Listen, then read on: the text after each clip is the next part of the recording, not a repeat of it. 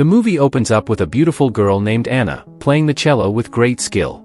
Shortly after, her stepfather arrives there in a completely drunken state. He sits beside her and snatches the cello from her hand.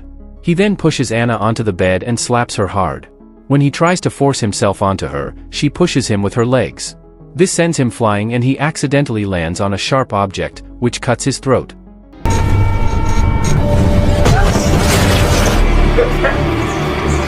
The old pervert struggles for a while before eventually succumbing to his injuries.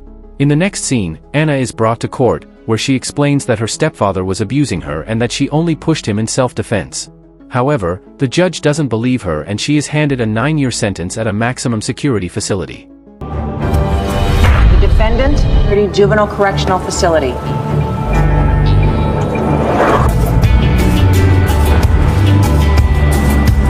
Later, Anna is brought to the facility along with other inmates. Inside, they are asked to strip themselves and given a new pair of clothes. The inmates are then approached by the prison warden, Frank. He mentions that as long as they follow his commands, they will be okay. Following this, the new inmates are taken to their cells. Anna enters her cell and meets Jeannie, with whom she'll be sharing the room with. The latter reveals that she has been living here for 5 years and that her sentence will be completed next year. Jeannie appears to be an introvert who likes to spend time alone. However, due to years of isolation, she is immediately drawn to the new girl's beauty. When Anna falls asleep, she gazes at her and pleasures herself.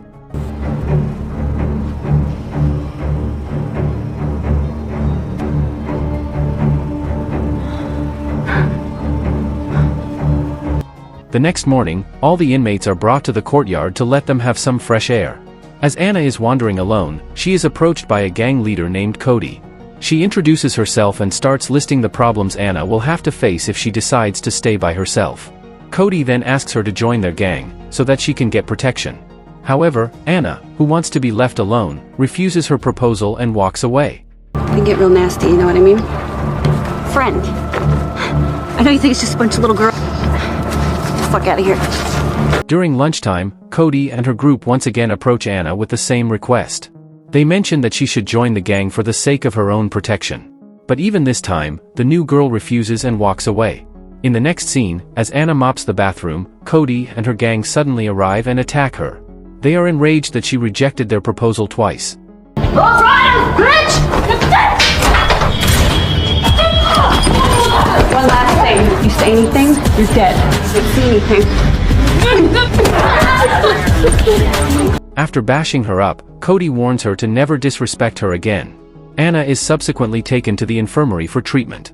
Seeing bruises all over her body, the nurse, Jane, suggests that she talk with Warden Frank. Heeding to the advice, Anna goes to Frank's office for a meeting. She tells him that she wants to be left alone, and is willing to stay in one of the confinement prisons. However, he responds that the solitary cells are very small and hard to survive. He then takes a look at her record file and learns that she can play the cello really well. So, he asks her to participate in an upcoming talent show. However, Anna straightforwardly refuses, citing that she isn't interested in performing. As the two continue talking, Frank says that he can keep her safe from all the problems. But for that, she has to pleasure him. He then approaches her and starts running his hand across his face. This obviously makes Anna uncomfortable, so she moves away and resists him. Realizing that his plan has failed, Frank ends the conversation and orders her out of his room. But I have the power to protect you. If you help me, Anna, I'll help you. Just take care of me. Good luck out there. Next, Anna enters her cell and murmurs about how everyone in this prison is a pervert. The following day, Anna attends the prison class with a few other inmates. Once it's over, she heads out to the yard to get some fresh air. As she is minding her own business, another gang leader, Kella, approaches her. She threatens to hurt our girl for no reason and even throws a ball at her. Humiliated and scared, Anna finally decides to join Cody's gang for her safety. She approaches the group and asks to be let in. But before that, a member of the gang attacks her and beats her up badly. After a prison guard separates them, Cody tells Anna that if she wants to join her gang, she will have to attack Kella first. Desperate to get into the group, Anna goes straight to Kella and punches her in the face.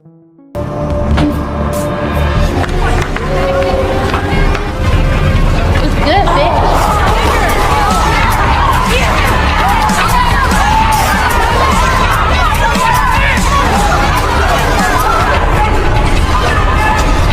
As a punishment, she is stripped naked and forced to stay in solitary confinement for 48 hours. The night gets very cold and the hunger becomes unbearable. But she somehow manages to survive the punishment. After 2 days, Anna is brought to Frank's office for assessment. She hopes that he will help her out and make her life in prison easier. However, the pervert has other motives. He threatens to put her in solitary prison for 2 weeks if she does not fulfill his demands. With no other options, she reluctantly starts pleasing him. What you gonna do? In the next scene, Anna is getting tattooed as she has finally been accepted as a member of Cody's group. She is also offered some narcotics as a welcome gift. After the initiation process is complete, Cody asks her group to leave the room. She appears to be smitten by Anna's beauty as well, so she starts making out with her. The next day, Anna is visited by her mother, who is still distraught over her husband's death. She believes that he was innocent and that Anna is to blame for everything. The two then get into an argument, which ends with Anna getting smacked across her face. Call that a good man? Man. He took care of us. Fucked me every single day since I was a little girl, and you knew you deserved to be here. Don't ever come back here. Sometime later, when the inmates are hanging out in the courtyard, Kella and her gang launch a sudden attack on Anna. But this time, our girl has friends to back her up, so she fights fearlessly. This ensues a deadly battle between the two gangs, causing mayhem in the courtyard. As a result, the prison guards are again forced to intervene. They separate the girls and take Anna to the warden's office. Frank believes that she initiated the fight, so he orders her to please him as a punishment. He also gives her some narcotics, and after Anna gets high, he makes love with her. Enraged at her current situation, Anna enters her cell and starts letting out her frustrations. She even slaps Jeannie in the heat of the moment. However, she quickly realizes her mistake and apologizes to her. Later, she approaches Cody and asks for some more narcotics. The latter tries to warn her about the dangers of addiction, but this only makes Anna angry. She yells at her before storming away from there. In the next scene, Anna is talking with Jeannie in the courtyard when she notices some girls injecting drugs. Desperate, she approaches them and asks for a small amount. She even offers them money in exchange for it. After much persuading, one of the girls agrees and injects a syringe into Anna's veins. Meanwhile, Cody is observing all this from a distance with a sad look on her face. It is evident that she is genuinely concerned for her friend. Later, she confronts her in her cell and asks why she is trying to become an addict. When Anna keeps acting like a bitch, Cody becomes furious and kicks her out of the group. Now that Anna is associated with no groups, she becomes vulnerable to attacks. In the evening, as she is taking a bath, Kella and her gang surround her and beat her up. A frustrated Anna then approaches the same drug dealer girl and asks for another shot. This makes her excessively high and she ends up vomiting in her cell. Seeing her condition, Jeannie suggests that she talk to a drug counselor, but Anna refuses. She instead rushes towards Kella and picks up another fight. Because of this, she is again thrown into the naked solitary prison. By the time Anna is released, she is in a terrible state. When she vomits in her cell again, Jeannie asserts that it's time she refrains from taking drugs. At the same time, Cody arrives there and tries to make Anna understand that she is ruining her life by taking drugs. However, the spoiled brat once again shouts at her and asks her to leave. Later, when she visits her drug dealer for a shot, Cody shows up and pulls her away. She asks her to cooperate, as it's for her own good. But Anna, who is desperate for the drugs, pushes Cody and starts shouting. She causes a commotion and even threatens to harm herself if she doesn't get what she wants. One way or another. This is just... Get off me! Get off me!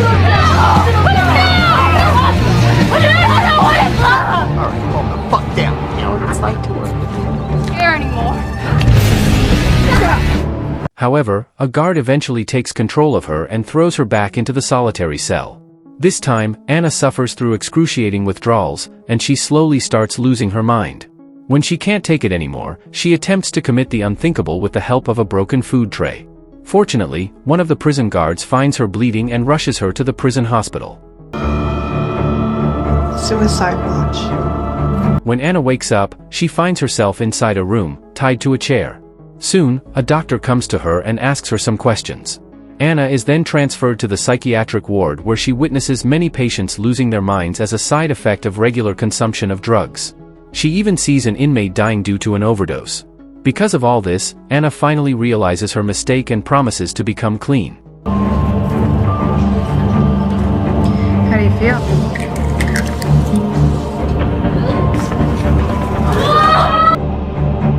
The following day, her mother comes to the prison to visit her. The old woman seems to have realized her mistakes, so she apologizes to Anna for sending her to prison, despite knowing the truth. She then agrees to confess in front of the judge, so that her daughter can be free.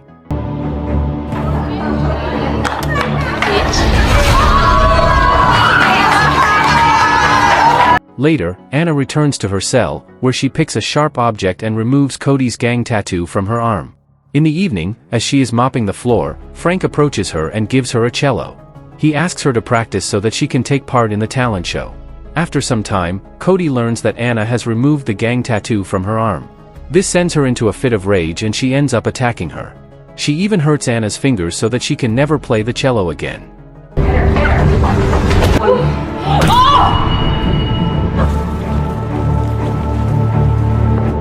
At the prison hospital, Frank arrives to check up on Anna, but instead of consoling her, he starts touching her inappropriately.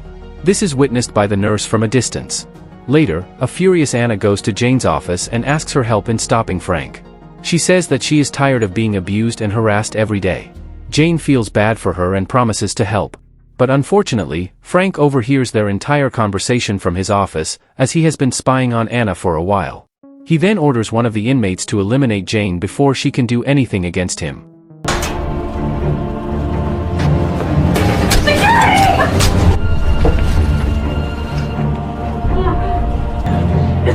Sadly, the inmate follows his orders and brutally kills Jane while she is alone. When Anna learns of this, she is shattered, but Frank tells her to forget about it and focus on the talent show. Cut to the talent show, Anna goes on stage and delivers a spectacular performance with her cello. This mesmerizes everyone in the audience, including the inmates and the warden. After the show is over, Frank approaches Anna and informs her that he has arranged for her parole in the coming week. But he also wants something in return, which is of course to be intimate with her. Anna knows that she can't refuse him, so she simply complies to his demands. The next day, she decides enough is enough, so she goes to Cody and explains everything the warden has been doing with her. She now wants to bring him down, and the latter agrees to help. Cody then hands her a phone, asking her to record her next encounter with Frank. Anna is scared, as she fears being caught, but Cody encourages her by saying it's the only way. I'm totally fine with it. In the next scene, Anna gathers her courage and heads to Frank's room. As usual, he asks her to please him, which she does. But this time, she secretly records the encounter on her phone. During the parole hearing, Frank betrays Anna and tells the officials that she deserves to stay in prison. In response, she brings out the mobile phone and plays the video of their earlier encounter. Because of this, Frank is arrested and taken into custody while Anna is granted parole. Stance, perhaps it would be better if she came. Behind closed doors.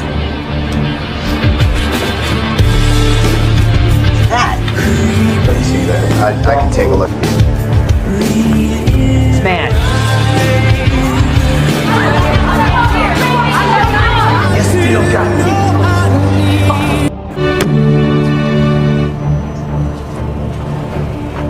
Thank you. Flat. Sorry, Tim. See you on the outside? Don't come back.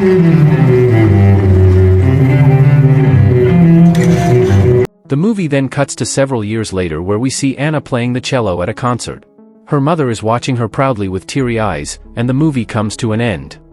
If you enjoyed this video, don't be shy, hit the like button, and if you disliked it, hit the dislike button twice just to be sure. You should watch the full movie. Thank you very much for watching.